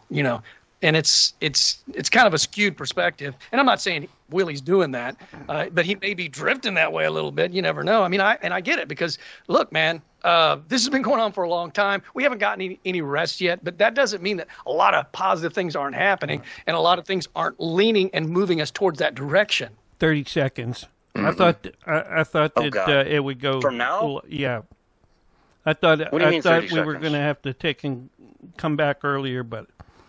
All right, if we've got 30 seconds, I'm going to go run outside really quick. All right, come Barry, back. you got it then. It'll take me. Yeah.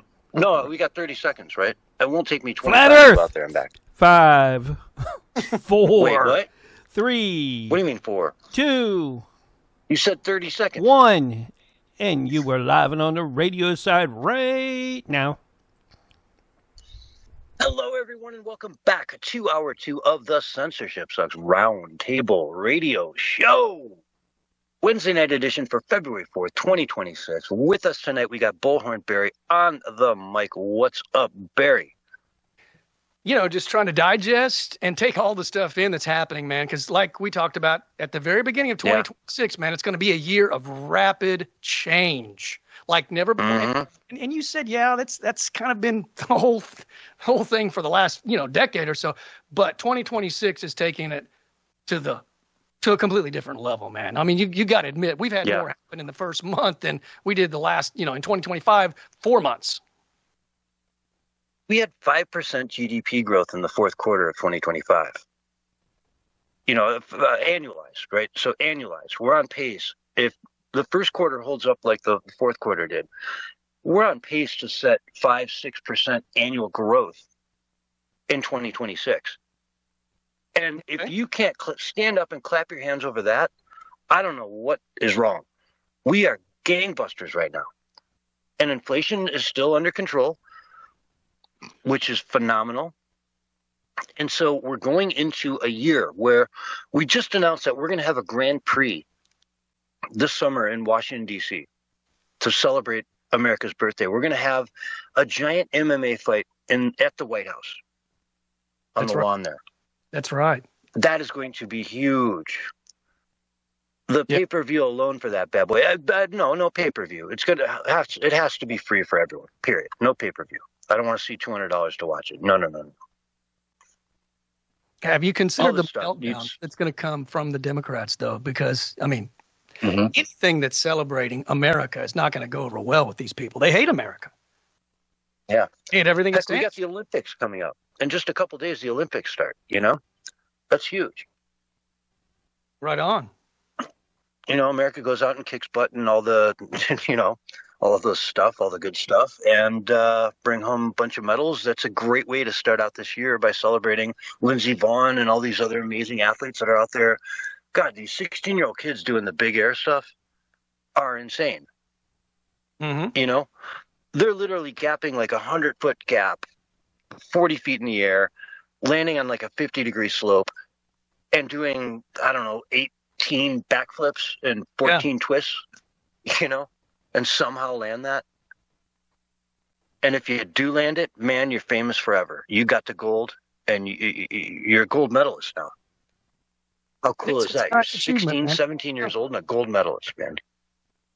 Right on. Especially if you're doing it for America, man.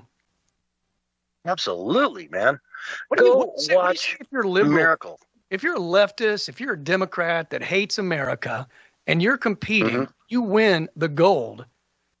I mean, are you going to shame America? Are you going to do like Gavin Newsom did at the Davos and scold Trump constantly, like our president, making America look bad, shaming America in front of the whole world? Go back and look at what's her name, Rapinoe, that soccer player on the women's team. Sure, yeah. Didn't she take a knee when she won a silver or whatever? I'm pretty sure she probably did. They played the national anthem. Of course, you're going to get on your knee. Yeah, people didn't like it. Yeah. Or it's. People don't like it, and they don't want to see it, especially this year. This is the year to bring America together. To just come together as Americans and celebrate 250 years of exceptionalism, of massive success. Walk around, look at the places we live in. Look at this country. That's right. Go out and take a walk. Meet your neighbors. It's a beautiful, beautiful, beautiful country from coast to coast. There's so much beauty out there. And granted, there's some tough spots in the cities and whatnot, but man, once you get out into this country, into the 2,700 counties that Donald Trump won, it's a beautiful, amazing, successful, prosperous country where people live wonderful, wonderful lives. Yeah. And we're going to celebrate that as hard as we can. Heck, the Super Bowl's coming up. Turning Point is hosting a halftime event with Kid Rock. And, folks, that's where you want to be. Halftime for the Super Bowl, over with Turning Point USA, not watching the Bash America, We Hate This Country halftime show that will be presented by the NFL. That's right. That's right. In fact, the NFL, according to the mainstream media, about half of the NFL is not wanting Bad Bunny to perform, obviously because he hates America and he wouldn't even stand for like the national anthem. I mean, the guy's like said he'd never perform in America again because, but then of course he got the gig to perform at the Super Bowl and his convictions weren't sticking quite so strong. Yeah. But yeah, I mean, the guy doesn't like America, doesn't stand for America. Why would he represent America if he hates America? It makes absolutely no sense. And I think it's more than half the NFL. But, when it comes to the NFL, a lot of people don't want to speak the truth because they get basically bashed. They get bashed even from the NFL itself, right? They get canceled. They get, treated poorly. Turning Point has a really amazing chance right now to do something incredible, which is to put up a halftime Super Bowl show that is better than what the NFL does. And I'm including all the commercials. You know what I mean? People, I watch it for the commercials. The commercials will have crazy, funny, awesome, high content videos, high value videos that are replacing all that. Just make it hysterical, make it fun, make it America, great music, and really hit it out of the park. Get 20 million, 30 million viewers. Yeah, if they put up numbers like that, the NFL will be shaking in their boots because they're going to say, hey, wait a minute. Think about who's our audience here, man. Who's the audience for football in America? Guys. Predominantly white guys. Well, in Bad Bunny's defense, did say, or at least they're reporting now, that he's not going to perform in a dress after all. So, so apparently he realized that the audience is mostly male and not men that want to dress up in dresses. So he decided, apparently, or maybe his handlers decided for him, that he's not going to wear a dress after all. Well, whatever. I could care less. It doesn't, I'd rather see him wear a dress and be out there making a fool of himself so people can just see it for their own eyes. You know what I mean? But the bottom line is that the NFL, their audience is not who they're catering to with all this LGBTQ stuff. Do you think the LGBTQ community is setting aside their Sunday to watch football? The vast majority, I would say no. Some of them, absolutely. There's gay couples that love football, without a doubt. But that's not the norm. That's not the sort of stereotype you think of, right? Is they're just sitting around Sunday watching football. No. Antifa is not like, they don't go out to protest on Saturday and then Sunday they can't protest because the Seahawks are playing. Mm-hmm. It's not how it works. So I don't know. They cater so hard to people that aren't even in their demographics, that aren't even part of their core audience. And I'd love to see that backfire on them, spectacularly. Well, they do it on purpose. Note, let's get back to Epstein. Go ahead. I was just going to say that's the very purpose why they do it. They want to divide America. They don't want us coming together and unifying. That's, and when I talk about unifying, I mean everybody, right? From every race, religion, gender, whatever, people coming together. But instead they're doing things in a way that are designed to divide. And that's the sole purpose of why they chose Bad Bunny. They're not going to Ted Nugent to come out there and play the Star Spangled Banner and get people excited about America. That is not going to happen. No, not in the 250th anniversary of the United States. You'd think that would be a big part of the Super Bowl, right? Celebrating America. I would say that if I was putting the Super Bowl on, that'd be the theme. I would break out the new year, the 2026, celebrations that are going to be happening all over this country all summer long. I would start it and kick it all off with the Super Bowl. Yeah. It makes perfect sense, you know? Well, think about it. The last person that you would pick would be somebody who hates America and won't even stand for the national anthem or the Pledge of Allegiance or anything like that. And literally said he hates America so much he would never perform in America again, except for maybe in Puerto Rico, he said, for his Puerto Rico, homies. Mm-hmm. Anyway, Caitlin Collins, the wonderful, glowing, always happy Caitlin Collins, went to the White House the other day and asked Donald Trump a question about the Epstein files. Here's how that went down. It didn't end well for her. I think it's time now for the country to maybe get onto something else. What would you say to people who feel they haven't gotten justice, Mr. President? Something that people care about. Yeah, what do you say? What would you say to the survivors who feel they haven't gotten justice? You are the worst reporter. No wonder CNN has no ratings because of people like you. You know, she's a young woman. I don't think I've ever seen you smile. I've known you for 10 years. I don't think I've ever seen a smile on your face. I'm asking you about survivors. You know why? You know why you're not smiling? Because you know you're not telling the truth. And you're a very dishonest organization, and they should be ashamed of you. Oh, tell them what you really think, Don. Mm-hmm. Have you ever seen Caitlin Collins smile? Have you seen anybody on the far left smile? They're the doom and gloom party, man. It's all doom and gloom with these people. No positive anything. Mm-hmm. Mm-hmm. Sadly, it's true. I mean, Don Lemon seems to smile a lot, but he's probably going to go to jail here soon. Yeah, he may not be smiling for long. Yeah. Now, you and I were talking about that a couple weeks ago, and you were like, no charges. He's a reporter. Well, no, I said Am no. I right? That was you? No, I said no charges unless they have good legal recourse and reason for what he did. What he did was illegal. If he was just reporting and that's it, he wasn't a part of it and all that, then yeah. So no, I'm, now that everything came out and everything, I'm totally behind it, man. I mean, he broke the law. So, but I didn't know all the details at the time.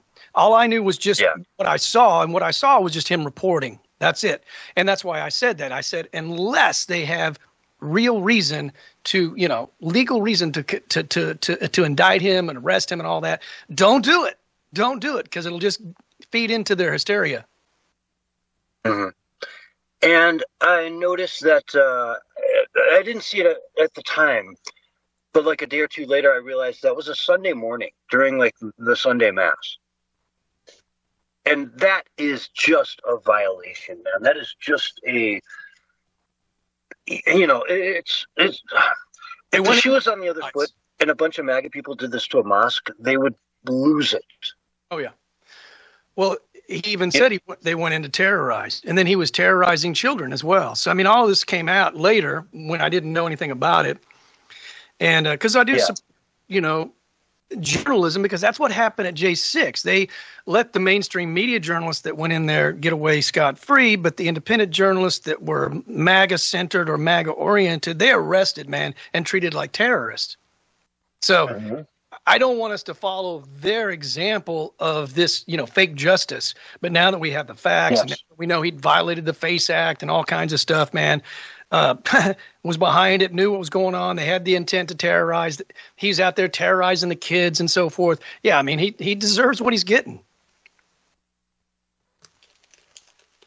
Well, what will he get? You know what I mean? Deferred sentence, 1 year, maybe deferred. Don't break the law again. You're fine. Probation. Yeah, I'm not sure. I mean, who knows? Yeah, we'll have to wait and see. He might, you know what I'm saying? There's that old saying, go to Minneapolis. You go there on vacation and you end up staying on probation. Well, yeah, house arrest would be great because at least it would keep him off the streets. Uh-huh. Oh, Lordy. All right, let's see. We've got several other stories here. Ryan Ruth, Trump's would-be assassin, sentenced today to life plus, 8 years after that? 84 months after his death. Okay. So life sentence plus 84 months thereafter. So he's not getting out. That's a life sentence. You tried to kill, the inevitable winner of a presidential election in the middle of a campaign season. You tried to kill the guy. You get life. I don't care what side of the aisle you're on, man. I'm not complaining. It's a life sentence. Yeah, I'm not complaining either. It's probably a good thing. It's called justice. Mm-hmm. And it's good to see. It went down today, and it's all there for the taking. Let's see. It's not controversial at all here from the Gateway Pundit. CNN's Harry Enton says 83% of Americans favor voter ID. Okay, so the SAVE Act, right, is what they're trying to pass. And the left is screaming bloody murder, racism, racism, racism. If you're black, you can't get an ID. There's vast majority of blacks walking around out there with no ID whatsoever. They can't vote. It's racism. It's Jim Crow laws on steroids, is what they would say. Meanwhile, CNN is reporting here that the current support for photo ID to vote is 83%. 83% supported across all demographics, even across party lines. It's 95% support among Republicans, 71% among Democrats. Even among Democrats, this is an 80-20 issue.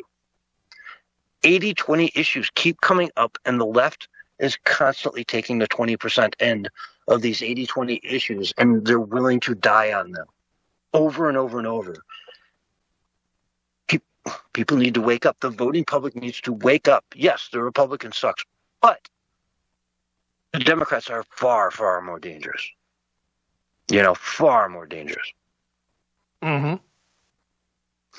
Yeah, so, well, I called my senator. I don't know, Barry. You think this no-brainer law is going to pass?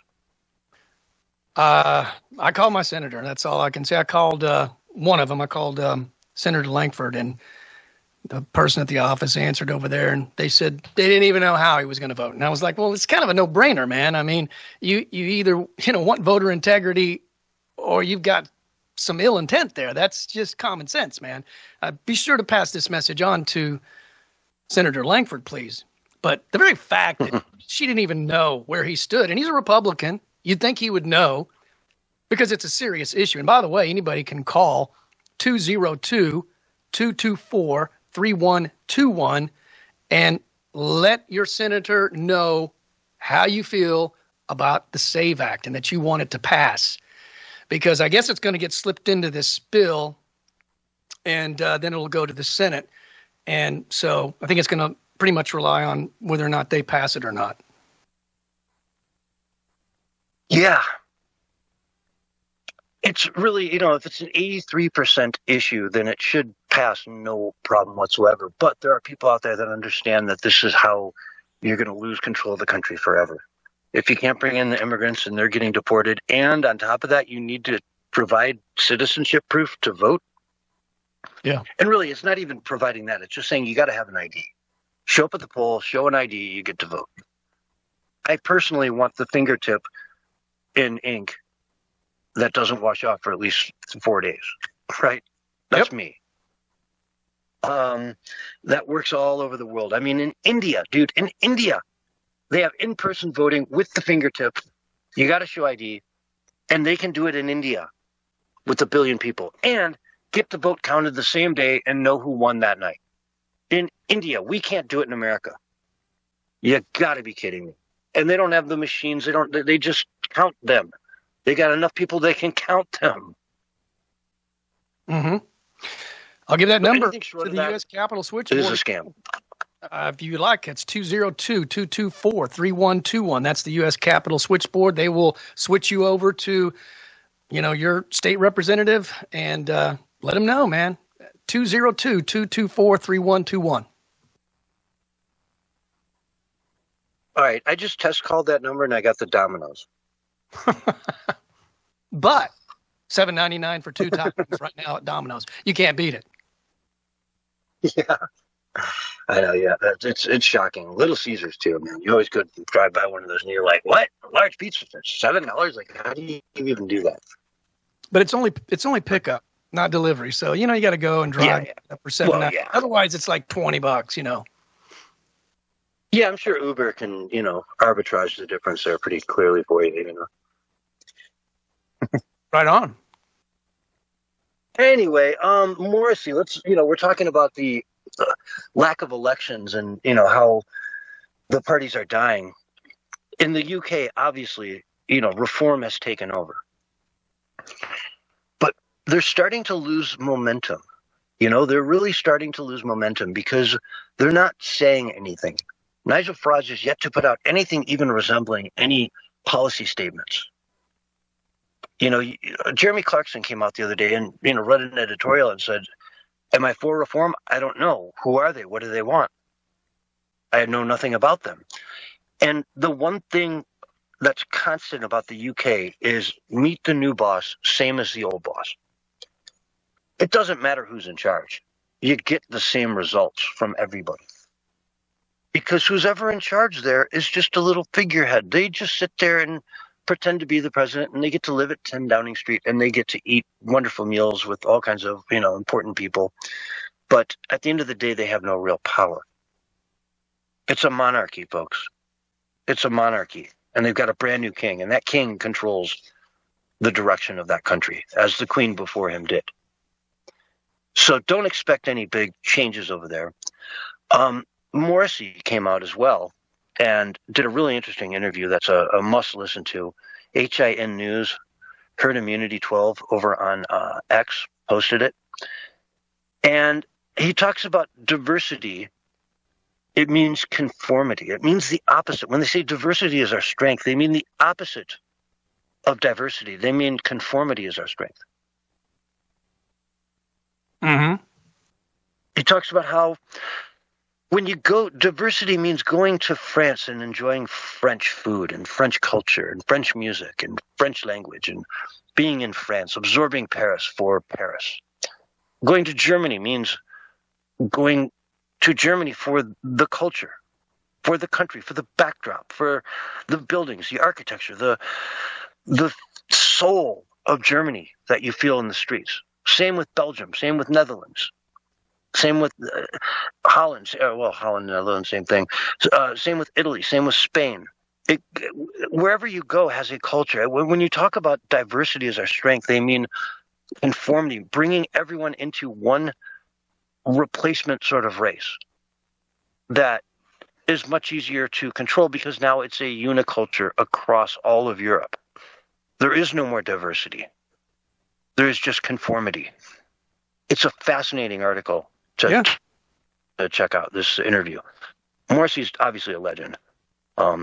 Right. Loved him with the Smiths. Went and saw him on his own after he left and was touring on his own, one of the first tours, and I almost left early. It was so boring.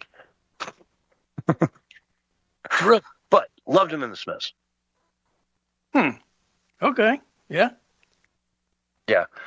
Which is so true of so many artists, by the way. Like Sting, was so much better with the Police than he ever was on his own, in my humble opinion. Sure. Phil Collins and Genesis could be the same. I can't listen to any of those people anymore that have gone woke and said crazy stuff anymore. It's just at this point they've become so repugnant to me that I can't even watch it. Even if I like the song or if I like the music, a movie, I'm done. I am so done. I moved on. And by the way, remember we've been talking about the leveling of the playing field, and we were talking about how movies are going to be done by other people. Well, just to prove that fact, there was an independent filmmaker from YouTube who just hit the #1 spot with a very low-budget movie that he made, I think in one simple little location, right? And he stars in the film, and it was the #1 box office hit. And then it dropped down to #2. But the box office charts refused to even put him up there, even though he was #1. Why? Because he's not a part of the system. And so they're pissed because, like I said on the show before, Hollywood used to have, 85, 90% of all the global box office ticket sales, but not anymore. They're down to about 60. They're about to go to 50, and it's just going to keep dropping from there. And the playing field is being leveled, and everybody's getting a new opportunity now. I mean, this is part of the paradigm shift that you and I've talked about for forever, and it's happening, man. Yeah. Anybody can make a movie now because the cameras are so cheap. There are actually Netflix-approved cinema cameras you can pick up for $1,000. Yeah, it's pretty crazy. It really is. Okay, I'm going to jam. We got about a minute and change left here. All Eyes on California, as Nick Shirley warned, this is coming, folks. 18% of total U.S. home health care billing is coming out of Los Angeles County alone, right? 18% of U.S. home health care billing out of Los Angeles, California. Dr. Mehmet Oz has been dropping the bomb on this. Home health care billing, let's see. This is the number of hospices in Los Angeles County, 1,923. Florida has 58. New York has 40. Almost 2,000 in Los Angeles. That is the next shoe to drop, folks. Stay tuned because it's going to be a big shoe, and it's going to be billions and billions of dollars. Barry, where can people find you online really quick? Find me on X, Bullhorn Barry. All right. Folks, we're all out of time, but stay tuned because our producer, Dragus Productions, has much, much more content coming to you right after this, right here on the station. Otherwise, we will see you on Sunday night. Folks, thanks for listening. This has been the Censorship Sucks Roundtable Radio Show. Thank you for listening to the Censorship Sucks Roundtable Radio Show. If you missed any of tonight's show, you can find it and others in our archives. Thanks again, and you can catch us next week for another brand new show.